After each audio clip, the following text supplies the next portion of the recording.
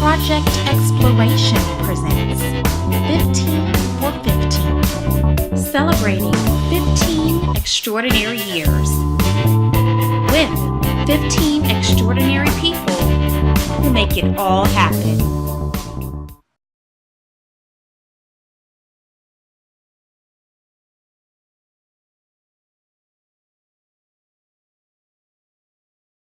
I'm Kris Torkelson, and I'm a Project Explorations supporter. I'm a former board member and also a former staff member. I was deputy director.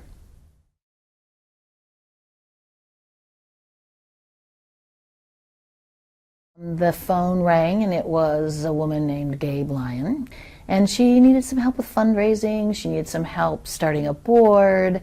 She needed some help figuring out staffing, and wondered if I would volunteer and meet with her and give her some guidance. And I was just about ready to blow her off.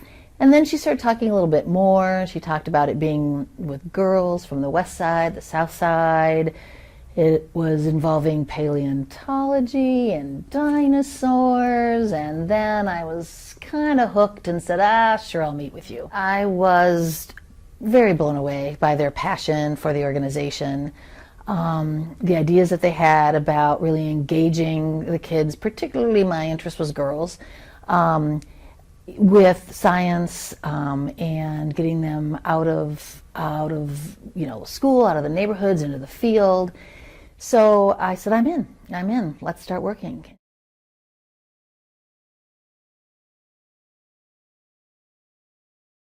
I remember we would have this conversation about, is this a youth development organization, or do we call ourselves a science education organization? What do we position first and foremost? We aren't looking to get the cream of the crop. We were trying to get kids that were curious, and we were actually kind of being overlooked, so that we could spend time with them and have long-term meaningful relationships. I mean, that was one of the hardest things, actually, when we started fundraising, is that foundations and other people wanted to see numbers, and they were saying, well, you're dealing with 30 kids. Why we wanted to see 300 kids.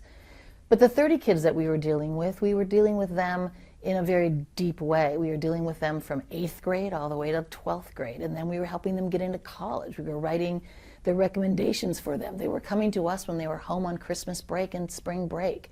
They were then working with us as interns. I mean, it was a very deep, multi-year relationship with them. Also, there was then the strict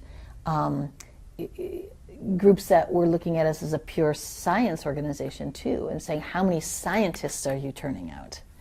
And while we are trying to change the face of science, success wasn't always for us, are we turning Tanika into a scientist? It was also about, is her self-esteem going up? Is her mind, she's got a curious mind. Is she using it to solve problems? Is she using the principles of science and investigation in other areas of her life? Is she self-confident? Is she going to go to college? It doesn't matter truly if she's a scientist. If she's done all those things, we've also had success.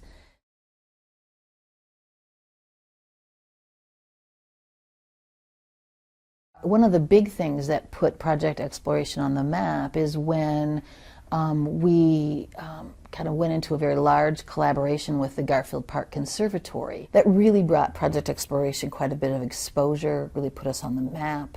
We had a big fundraising event there. Then Senator Obama, at that point he was senator, he came with Michelle Obama, and we had them as guests. That was a very affirming kind of recognition for us as an organization. So there was just tens of thousands of visitors that came, and our students were able to really learn valuable skills on how to interact with the public, how do we teach science to little kids. Kids got to climb all over these big, replicas of fossils.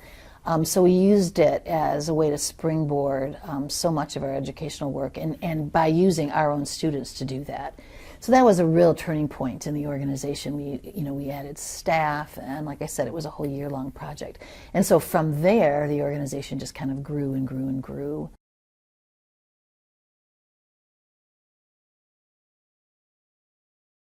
I would always get frustrated when we would, every couple years, somebody on the board would say that question, like we'd have to do something new.